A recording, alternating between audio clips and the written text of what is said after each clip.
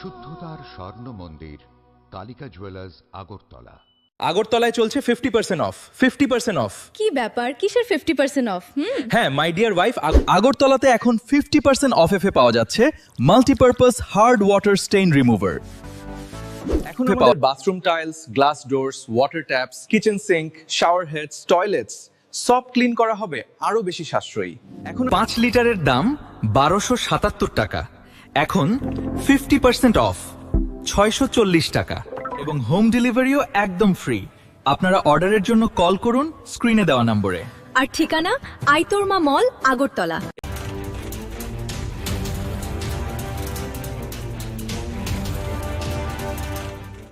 আপনারা দেখছেন news now, খবরের নতুন ভাষা। শোনো শোনো ভোজন রসিক, শোনো মন দিয়া, ঝাঁঝের স্বাদে রান্না করো লং তরাই দিয়া। ইলিশ সর্ষে পোস্ত বাটা যেমন ইচ্ছে নাও, মালাই চিংড়ি মাংস কষা চেটে পুটে খাও, আহা চেটে পুটে খাও, আহা চেটে পুটে খাও। লং তরাই কাচ্চি ঘানির সর্ষে তেলে টেস্ট, যে খাবে সেই বলবে লং তরাই বেশ। লং তরাই সর্ষের তেল, ঝাঁঝে স্বাদে তোমাকে চাই। আহা লং তরাই বেশ, আহা লং তরাই বেশ। আপনার পুরনো কম্পিউটার বা ল্যাপটপটি কি খারাপ হয়ে গেছে? তা রিপেয়ারিং করানোর জন্য ভালো কোনো টেকনিশিয়ানের খোঁজ করছেন? তাহলে আজই যোগাযোগ করুন কম্পিউটার বা ল্যাপটপ রিপেয়ারিং এর জন্য অভিজ্ঞ বিশেষজ্ঞ টেকনিশিয়ান রাহুল দেবের সাথে, যিনি স্বল্প খরচে আপনার বাড়ি অথবা অফিসে পৌঁছে খুব যত্নের সহিত ল্যাপটপ কম্পিউটার রিপেয়ারিং করার পরিষেবা প্রদান করার পাশাপাশি সফটওয়্যার ইনস্টলেশনও করে থাকেন। তাই আপনার কম্পিউটার বা ল্যাপটপ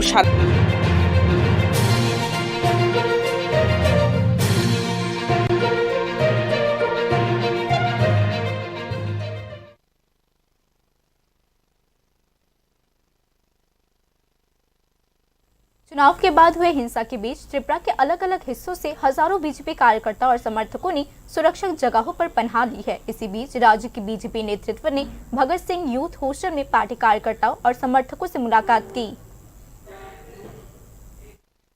टीटीएडीसी चुनावों के नतीजों की घोषणा के बाद उसके बाद हुई अशांति के कारण राज्य के कई हिस्सों में गहरी अनिश्चितता का माहौल छाया हुआ है। चुनाव के बाद हुई हिंसा का शिकार होकर हजारों बीजेपी कार्यकर्ता और समर्थकों को अपने इलाके से भागने के लिए मजबूर होना पड़ा।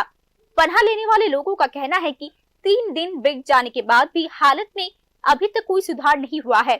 विस्थापित लोगों के एक तबके का आरोप है कि उनके अपने घरों में लौटने के लिए अभी तक कोई सुरक्षित माहौल नहीं बनाया गया है। धमकियों, दबाव और संभावित हमलों के डर से घेरे होने के कारण वो घर लौटने के लिए अभी भी हिम्मत नहीं जुटा पा रहे हैं। नतीजतन कई परिवार इस समय अस्थायी विस्थापन की स्थिति में जी रहे हैं। सोमवार को पार्टी के राज्य नेतृत्व ने उन बीजेपी कार्यकर्ताओं और समर्थकों से मुलाकात की जिन्होंने भगत सिंह यूथ हॉस्टल में पनाह ली हुई है।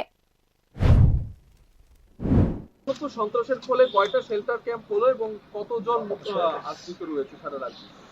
না দেখুন, আমি গতকালকে আমি পার্লামেন্টে ছিলাম। গতকালকে আমি ফিরে আমি আমাদের যারা টিম অলরেডি নির্বাচনের পরের থেকেই আমাদের প্রণজিৎ সিংহ রায়, টিঙ্কু রায়, মিনিস্টাররা নেতৃত্ব এবং পার্টির নেতৃত্ব তারাও ঘোরাঘুরি করেছেন বিভিন্ন জায়গায়। আমার কাছে এখন অব্দি যেই জায়গায় যেটা খবর রয়েছে এখনো 5-6 জায়গার মধ্যে রয়েছে। আমি আজকে আমার টিম কল্যাণীদি, আমার চিফ হুইপ সহ পার্টির ভাইস প্রেসিডেন্ট, জেনারেল সেক্রেটারি আমরা আজকে বেরিয়েছি। বিভিন্ন জায়গায় আমরা কথাবার্তা বলবো এবং পরবর্তী সময় কি পদক্ষেপ নিচ্ছি তা আপনাদের সামনে পরিষ্কার হবে। राजनीतिक जानकारों के अनुसार यह स्थिति केवल हिंसा की कुछ अलग अलग घटनाओं का सिलसिला नहीं है, बल्कि यह चुनाव के बाद राजनीतिक बदले की भावना की एक चिंताजनक तस्वीर पेश करती है। एक लोकतांत्रिक प्रक्रिया के बाद ऐसी स्थिति का पैदा होना समन्वय राजनीतिक सह अस्तित्व की मूल अवधारणा पर ही सवाल खड़े कर देते हैं। इसके अलावा कानून व्यवस्था बनाए रखने में प्रशासन की भूमिका पर भी गंभीर सवाल उठ रहे हैं। पीड़ितों का दावा है कि पर्याप्त सुरक्षा और विश्वास का माहौल बनाने के लिए अभी तक कोई प्रभावी पहल नहीं की गई है। नतीजतन संबंधित हलकों को डर है कि अगर हालत जल्द से जल्द सामान्य नहीं किए जाते तो यह और भी व्यापक राजनीतिक और सामाजिक अस्थिरता का रूप ले सकती है। জায়গাতে ঘটনা কেন ঘটলো সেই ব্যাপারেও মাননীয় মুখ্যমন্ত্রী গোচরে আছেন এবং উনি আজকেই সম্ভবত নতুবা কালকে একটা উচ্চ পর্যায়ের বৈঠক সেখানে বসবেন আমার সঙ্গে টেলিফোনেও কথা হয়েছে, কিছুক্ষণ আগেও কথা হয়েছে। এবং যারা দোষী, যারা এই সমস্ত কাজ করে, তারা তো মানে তারা ত্রিপুরার এবং জনজাতিদের বিকাশ চায় না, এইরকম ভাব দিয়ে তারা তাদের এই মানে সন্ত্রাস সংগঠিত করেছে। প্রত্যেকটা ঘটনার পেছনে কি ত্রিপুরা মথারই হাত রয়েছে? অবভিয়াসলি তারা যেভাবে সন্ত্রাস করেছে, তো এটার পরিণাম কি হবে তারা বুঝতে পারে না। যখন আবার অ্যারেস্ট করা হয়, তখন আবার রাস্তা রুকো করে বসে থাকেন। তো এইভাবে তো চলতে পারে না।